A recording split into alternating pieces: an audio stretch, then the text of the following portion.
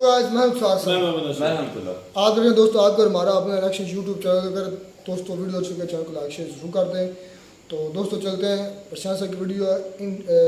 Russia ने offer किया India को फ्लोटिंग न्यूक्लियर पावर प्लांट का। बहुत बड़ी डेवलपमेंट है, बहुत बड़ी जो पॉलिटिकल डेवलपमेंट है। देखते हैं पहले वीडियो, जानकारी में फिर इस पर बात करते हैं।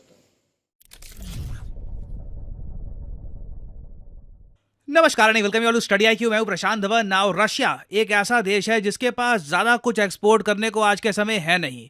USA के सैंक्शंस की वजह से, यूरोपियन यूनियन के सैंक्शंस की वजह से रशिया आज के समय इंडिया और चाइना की तरफ देख रहा है और अब ये लोग अपनी टेक्नोलॉजी बेचने को भी तैयार हैं। रिसेंटली रशिया ने इंडिया को एक बहुत ही इंटरेस्टिंग ऑफर दिया है और मेरे हिसाब से अगर इस ऑफर को हम केयरफुली इवैल्यूएट करते हैं और इस पे काम करते हैं तो ये एक गेम चेंजर हो सकता है भारत के लिए। यहाँ पे आप देख पाओगे Russia proposes advanced nuclear projects to India. इनमें से सबसे ज्यादा इंटरेस्टिंग प्रोजेक्ट जो ये ऑफर कर रहे हैं इंडिया को वो है फ्लोटिंग न्यूक्लियर पावर प्लांट, तैरता हुआ nuclear power plant. Allow me to explain कि ये कॉन्सेप्ट क्या है और उसके बाद हम बात करेंगे कि रशिया ने हाल ही में कहा क्या है। ना सबसे पहले यहाँ पे आप देख पाओगे ये है एशिया का मैप और ये है हमारा प्यारा भारत। और अब मैं जूम इन करता हूँ कुदानकुलम न्यूक्लियर पावर प्लांट की तरफ। इसके बारे में आपने सुना होगा, तमिलनाडु में न्यूक्लियर पावर प्लांट है।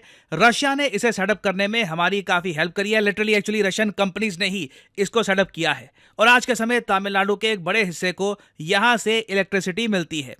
नाउ मैं यहाँ पे आपसे एक सवाल पूछता हूँ। इमेजिन करिए कि हमको एक प्रोजेक्ट पे काम करना है। कोई भी प्रोजेक्ट हो सकता है, माइनिंग का प्रोजेक्ट है, कुछ हमें बिल्ड करना है और उसके लिए इमीडिएट बेसिस पर आपको बहुत सारी इलेक्ट्रिसिटी चाहिए। गुजरात के किसी कोने पे, प्राइमरली मान लो कि पोरबंदर के आसपास सडनली आपको बहुत सारी इलेक्ट्रिसिटी चाहिए, तो आप क्या करोगे? क्या आप अचानक से आसपास एक न्यूक्लियर पावर प्लांट बनाओगे या फिर जो कोयले से आप एनर्जी बना रहे हो उसको और ज़रा सप्लाई करोगे पोरबंदर में, जिससे ऑब्वियसली एडिशनल कॉस्ट आएगी। और फिर इस सब में देखो प्रॉब्लम यही है कि जो प्रोजेक्ट जिस पे हम काम करना चाहते हैं वो बन के तैयार हो जाएगा 1-2 साल में।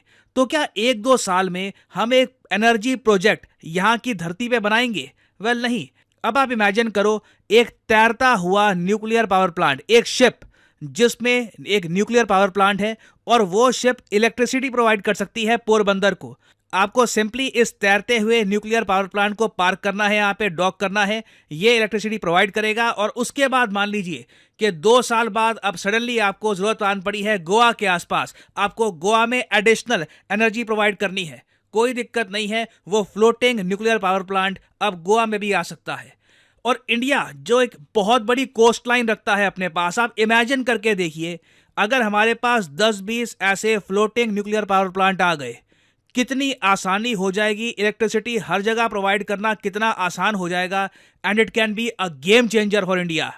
नाउ यहाँ पे आप लोग पूछ सकते हैं कि ये जो मैंने आपको बताया है ये तो एक काफ़ी फ्यूचरिस्टिक कॉन्सेप्ट लग रहा है। अभी तो आई थिंक रशिया ने इस टेक्नोलॉजी को यूज़ भी नहीं किया होगा, राइट? नहीं, रशिया ऐसे फ्लोटिंग न्यूक्लियर पावर प्लांट्स बना चुका है। यहाँ पे आप देख पाओगे ये है आपके सामने रशिया का एक फ्लोटिंग न्यूक्लियर पावर प्लांट और ये इलेक्ट्रिसिटी प्रोवाइड कर रहा है इस शहर को।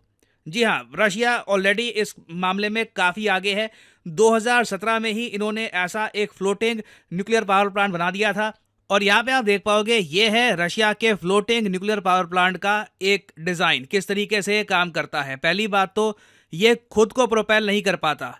इस पूरे शिप में जो भी जगह है ये कमिटेड है to producing electricity. Nuclear plant है इसमें छोटा सा, और अगर इस न्यूक्लियर पावर प्लांट को आपको हिलाना है तो इसको टो करके एक शिप आगे लेके जाती है। यहाँ पे आप देख पाओगे। और अगर हम बात करें इलेक्ट्रिसिटी की तो ये 50 मेगावाट से लेकर 800 मेगावाट तक इलेक्ट्रिसिटी प्रोड्यूस कर सकता है एक सिटी के लिए, जो काफ़ी जगह एक गेम चेंजर हो सकता है। सडनली आपको एक एक्स्ट्रा अगर इलेक्ट्रिसिटी का सोर्स मिल जाता है तो आप कल को माइनिंग कर सकते हैं, आप ड्रिलिंग कर सकते हैं, आप एक्सप्लोरेशन कर सकते हैं धरती के अंदर। Basically it gives you a lot of options. और आप अगर रशियन गवर्नमेंट की आर्ग्यूमेंट सुनोगे तो वो लोग ये कहते हैं कि देखिए एक फ्लोटिंग न्यूक्लियर पावर प्लांट के कई फायदे हैं। पहली बात तो ज़मीन का इस्तेमाल करने की आपको आवश्यकता नहीं है, कंक्रीट कोई यहाँ पर यूज़ नहीं होगा। ये अर्थक्वेक रेजिस्टेंट है, बहुत बड़ी बात है। एक बार को धरती पे आपने बना दिया न्यूक्लियर पावर प्लांट, भूकंप आ गया, प्रॉब्लम आ सकती है। इस पर्टिकुलर केस में प्रॉब्लम आएगी नहीं। फिर उसके अलावा देखिए यहाँ पर इजी ट्रांसपोर्टेशन का आपको ऑप्शन मिलता है, जो अगेन मेन इसका गेम चेंजिंग पॉइंट है। फिर आपने काफी बार देखा होगा एक न्यूक्लियर पावर प्लांट में आपको कॉन्स्टेंटली पानी चाहिए होता है। सिंस ये लिटरली पानी पे ही होगा तो आप आराम से पानी को इस्तेमाल कर सकते हो for active and passive cooling. तो ये सब देखिए पॉइंट्स है जो रशिया काफी बार कहता है कि इन पर फोकस करना चाहिए, but at the same time दुनिया में बहुत सारे एनवायरमेंटल ग्रुप्स हैं वो कह रहे हैं कि ये एक बड़ा डिजास्टर साबित हो सकता है पूरी दुनिया के लिए इन द फ्यूचर। यहाँ पे आप देख पाओगे ये ग्रीन पीस का एक आर्टिकल है, बहुत ही फेमस आर्टिकल है 2018 का। इन्होंने उस वक्त कहा था जब रशिया ने इनिशियली ये न्यूक्लियर फ्लोटिंग प्लांट्स इंट्रोड्यूस किए थे कि this enormous monstrosity is the world's first purpose built floating nuclear power plant, it's bound for Arctic. Now इन लोगों का ये कहना है कि रशिया एक बड़ा रिस्क ले रहा है, और आप लोग समझ सकते हैं अगेन ये कॉन्सेप्ट के बारे में सबसे पहले जब आपने सुना होगा पहली चीज आपके माइंड में आएगी, अगर ये जो तैरता हुआ न्यूक्लियर पावर प्लांट है ये गिर जाता है और जो न्यूक्लियर वेस्ट इसके अंदर है ये लीक हो जाता है तो पानी थोड़ा सा स्पाइसी हो जाएगा। वेल हाँ बिल्कुल, उस केस में एक बहुत ही बड़ा एनवायरमेंटल डिजास्टर हो सकता है। आसपास की जो मछलियां हैं, जो फिशिंग एरिया है, ये बुरी तरीके से कंटामिनेट हो सकता है। मछुआरों को इससे काफ़ी लॉस हो सकता है लॉन्ग टर्म में। Again it can B disastrous. मैं ग्रीन पीस की बात से बिल्कुल एग्री करता हूं कि अगर ये एक यहाँ पे अनहोनी हो जाती है, ये शिप में कुछ ब्लास्ट हो गया है, कुछ भी हो गया, या फिर किसी आतंकवादी ने शिप को टारगेट कर दिया, who knows, anything can happen. बिल्कुल एक कैटास्ट्रॉफी हो सकती है। अभी तक हम इंसान क्या करते हैं कि ऑयल ट्रांसपोर्ट जब कर रहे होते हैं, गलती से ऑयल स्पिल कहीं पे हो गया, उसकी वजह से मरीन लाइफ को काफ़ी लॉस हो जाता है। अब इमेजिन करो कि इसमें न्यूक्लियर वेस्ट अगर हम इस तरीके से गिरना स्टार्ट कर देते हैं, it will be very very bad. But again Russia यहाँ पर कहता है वेट, किसने कहा कि ये शिप डूबेगी? ये शिप नहीं डूबने वाली। यहाँ पर सिक्योरिटी प्रिकॉशन इन्होंने पूरे रखे हैं और रशिया के हिसाब से this is completely safe. But again यहाँ पे प्रॉब्लम आती है कि आप सेफ्टी को देखोगे, एनवायरनमेंट को देखोगे, या फिर आप प्रोग्रेस को देखोगे। रशिया ने फॉर द टाइम बीइंग कदम बढ़ाया है प्रोग्रेस की तरफ। और अगर यहाँ पे आप एक क्वेश्चन ये रेस करना चाहते हैं कि रशिया ये सब इंडिया को ऑफर कर भी क्यों रहा है, वेल इसका रीजन बहुत ही सिंपल है। यूएसए ने हाल ही में बैन लगा दिया है रशियन न्यूक्लियर फ्यूल पर। तो अब देखिए इनके पास ऑप्शंस बहुत कम है। इससे पहले रशिया न्यूक्लियर फ्यूल एक्सपोर्ट कर रहा था यूरोप को, यूएसए को, वो मार्केट्स बंद हो गई हैं। इसलिए अब रशिया कह रहा है कि इंडिया को बहुत ही जल्द नेक्स्ट जनरेशन बिल्कुल लेटेस्ट न्यूक्लियर फ्यूल मिलना स्टार्ट हो जाएगा, और साथ ही साथ ये अब फ्लोटिंग न्यूक्लियर पावर प्लांट जो है ये भी इंडिया को ऑफर कर रहे हैं। तो यहाँ पे मैं जानना चाहूंगा ये जो कॉन्सेप्ट है ये आपको कैसा लगा? Do you think this is safe, this is good, यहाँ पे हमें कदम बढ़ाने चाहिए, या फिर आप मानते हैं कि नहीं मुझे न्यूक्लियर पावर प्लांट चाहिए जमीन पर, पता नहीं क्यों मगर जमीन पे मुझे जरा सेफ लगेगा? बताइए इसके बारे में कमेंट सेक्शन में। मैं जेन्युइनली जानना चाहूंगा आपका opinion. Again it can be for और अगेंस्ट इट, आपका ओपिनियन हो सकता है। मैंने आपको इन्फॉर्मेशन दी है, you can do a bit of your own research as well, और फिर लिखेगा इसके बारे में कमेंट सेक्शन में। और फाइनली आपसे पूछूंगा एक क्वेश्चन, हाल ही में वो कौन सा यूरोपीय देश है जिसने सडनली ये कह दिया है कि 4 जुलाई को जब भारत में इलेक्शन के रिजल्ट्स अनाउंस हो रहे होंगे, इनके यहाँ सडनली इलेक्शंस स्टार्ट हो जाएंगे? बताइए किस यूरोपियन कंट्री ने रिसेंटली करी है ये अनाउंसमेंट? ऑप्शंस आपके सामने हैं, स्वीडन, यूके, जर्मनी, फ्रांस। इस पर रिसेंटली बहुत आर्टिकल पब्लिश हुए हैं। कमेंट सेक्शन में करिए उत्तर, जो लोग सही आंसर देंगे उनकी कमेंट को मैं हार्ट दे दूंगा ताकि तो ये दोस्तों वीडियो होगी ख़त्म। तो रशिया जैसे कि आपको पता है कि इंडिया का बहुत पुराना मित्र है, दोस्त है, फ्रेंड है। तो हर मामले में रशिया ने इंडिया की हेल्प की है। ऑब्वियसली 71 में भी जहाँ हमारी पैंटें उतरी थी, और ये पैंटें उतरने वाला ऐसा दाग है जो जब तक पाकिस्तान का वजूद है, अब ये नहीं पता कब तक है, जब तक है तब तक ये पैंटें उतरने वाला जो सीन है या ये शर्मिंदगी है ये हमें झेलनी पड़ेगी, ठीक है ना? तो ये हम तो शायद भूल जाएं, लेकिन आप हमें ना भूलने दें। मैं नहीं भूलने दूंगा, क्योंकि आप अक्सर जो वीडियो है ना उसमें ये कहीं ना कहीं से घुसेड़ ही मैं नहीं भूलने दूंगा। वो हमें लग भी रहा है, शर्मिंदा तो होते रहना, क्योंकि आप में शर्मिंदगी है नहीं और आप हमें कोशिश आप में है। हमें तो थोड़ी बहुत आ जाती, लेकिन आपके तो ऊपर से गुजर जाती। नहीं, आप में शर्मिंदगी होती है, आपको होती है, जाहिर सी बात है। आपको आपसे ज्यादा कहीं ज्यादा मुझे होती है। होती नहीं, आप तो ऐसा खुल्लम खुल्ला लान बोलते तो अपनी नकामी नहीं, अपनी नकामी को छुपा ले। नहीं, जो हकीकत है, लेकिन यही तो नहीं है कि अब इसका मातम मनाया जाए। मातम हो गया सो हो गया। मैं कहता हूँ मानते हैं दिल पर छुरियां चलाई जाएंगी, खंजर चलाया जाए। तो मुझे तो नहीं लगता कि आप आने वाले वक्तों में शायद खुदकुशी कर ले। चले जी, खैर आगे बढ़ते हैं। मैंने वो तब भी याद आ गया कि रशिया ने भी उस वक्त हेल्प की थी इंडिया की, जब यूएसए का आई थिंक आ गया था वो एयरक्राफ्ट कैरियर, तो दूसरी तरफ से रशिया ने कहा आ जाओ बेटू बच्चू आ जाओ, हम भी बैठे हैं इंडिया के लिए। तो यूएसए को पीछे फिर भागना पड़ा था। इसलिए मुझे रशिया और इंडिया की दोस्ती में ये एग्जांपल सबसे ज़्यादा अच्छी लगी। और ये एग्जांपल अब ये आ गई कि इंडिया को, भाई मैं एक चीज़ और देखकर हैरान हूँ, तकरीबन पूरी दुनिया से लड़ रहा है इस वक्त रशिया। मेरा ये मानना है पूरी दुनिया से लड़ रहा है, पूरे यूरोप से लड़ रहा है, यूएसए से लड़ रहा है, यूके से लड़ रहा है, लेकिन फिर भी तगड़ा।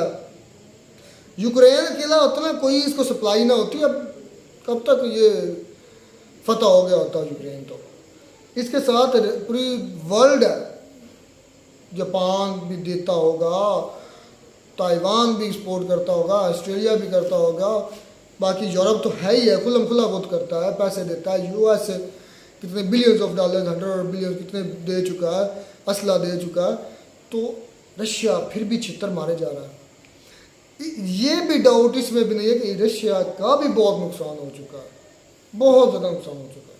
तो क्यों वॉर में होता ही है, वॉर में देखिए मतलब जितना इजी रशिया को लगा इतना ये वॉर कि हम बड़ी इजीली ये कर लेंगे, इतना इजी हुआ। भाई वॉर में तो देखें कि दोनों तरफ से नुकसान होता है, हारने वाले का भी और जीतने वाले का भी। अब रशिया जो है ये नो डाउट वो बहुत बड़ी कह रहे हैं कि पावर है, तो लेकिन फिर भी उसके अगर मुकाबला करने वाले देखें तो बहुत ज्यादा कंट्री हैं, लेकिन जो अकेला है दूसरे कंट्रीज की निस्बत जो है ना रशिया, वो एक कह लें कि दोस्त है का बनाने के काबिल है। जिसका वो दोस्त होता है उसके साथ दोस्ती पूरी निभाता है। जैसे आप इंडिया का है तो इंडिया के लिए भाई वो हर मुमकिन कोशिश करता है, और जहाँ उसको सपोर्ट की ज़रूरत पड़ती है लाजमी सपोर्ट करता है। यूएसए की तरह नहीं है, यूएसए जो है बिल्कुल डबल स्टैंडर्ड है। मेरा एक फिर सवाल है, आगे भी हो जाता है पीछे भी हो जाता है। मेरा एक सवाल है, बड़ा इंपॉर्टेंट सवाल है। चाइना इंडिया की वार होती है, रशिया कहाँ खड़ा होता है? ये तो भाई उनकी कंट्री पॉलिसीज हैं। आपको क्या लगता है, आपको क्या लगता है इंडिया, आप एनालिसिस करें, इंडिया के साथ खड़ा होगा या चाइना के साथ? कुछ कहा नहीं जा सकता, दोनों के साथ उसके तरीका बहुत ही अच्छे हैं दोनों, लेकिन अभी जो न्यूट्रल तो नहीं रह सकता। नहीं न्यूट्रल नहीं हो सकता, न्यूट्रल भी रह सकता है, न्यूट्रल हो सकता है। ये वार का मतलब है फुल स्केल वार है, मैं बात कर रहा हूँ फुल स्केल वार। मुझे तो लगता है कि आपने इन दोनों कंट्रीज की लगवा के छोड़ी आपकी ये जो प्रिडिक्शन है, मुझे तो लगता है कि यार क्या मैं किन जालों के अंदर बैठ गया। ठीक है जी अहमद मीर साहब, और यार मैं एक एनालिसिस की बात, एक मैंने इमेजिनेशन कर, आप छोटी वार की बात भी नहीं कर रहे, आप कह रहे हैं कि फुल स्केल वार पे रशिया ने थोड़ी सी वार जो है उसकी भी बात नहीं कर रहे, फुल स्केल वार है जो पहले मेरे ख्याल में आज तक चाइना और इंडिया की शायद ही कभी हुई हो, लेकिन आप मुझे लगता है कि करवाना चाह रहे हो सिर्फ ये देखने के लिए कि रशिया किस तरफ खड़ा है। मैं नहीं चाहता कि वार कभी भी हो। मैं एक जिस तरह अब्दुल कलाम आजाद ने को देखा था कि ये पाकिस्तान में होना है, उन्होंने प्रेडिक्शन की, अब्दुल कलाम बनने जा रहे हैं, उन्होंने प्रेडिक्शन की थी ना ऐसा हो सकता है। तो मैं एक इमेजिनेशन मैं भाई ये कह रहा हूँ, मेरी ये राय है कि जो रशिया है ना वो खुल्लम खुल्ला तो नहीं हो सकता है कि वो वेपन जो है ना कुछ हथियार वगैरह उससे हेल्प कर देगा इंडिया की। अच्छा तो चाइना को क्या करें? चाइना लेकिन चाइना की निस्बत उसकी इंडिया से ज्यादा कह रही थी उसकी, लेकिन इस वक्त मुझे लगता है कि चाइना की तरफ झुकाव ज्यादा है रशिया का।